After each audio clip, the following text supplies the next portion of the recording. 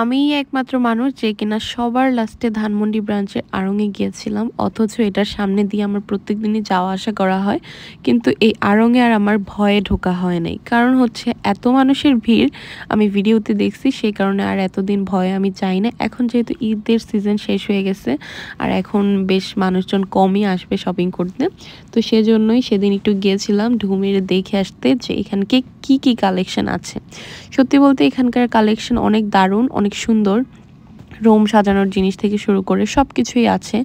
আর আমি যেহেতু আড়ং লাভার, আমার কাছে সব কিছুই ভাল লাগে ওদের। তো আড়ং মানেই হচ্ছে আমার একটা ভালো লাগার জায়গা, যেখানে আসলে আমার মন চায় সব কিনে নিয়ে যাই। আর এবারে আড়ংয়ে অনেক সুন্দর সুন্দর জিনিস ছিল, অনেক ইউনিক জিনিস ছিল। বাট আমি যেহেতু শপিং করার উদ্দেশ্যে যাই নাই, তো আসলে তেমন কোনো কিছুই কেনা হয় নাই। বাট আমি ক্লাচ কেনার উদ্দেশ্য ছিল, বাট ক্লাচ আমি তেমন একটা পছন্দ মতো পাই নাই। আর এই ডেকোরেশনটা আমার এত ভালো লাগছে। সো কেমন লাগছে ভিডিওটা অবশ্যই কমেন্ট করে জানাতে ভুলো না।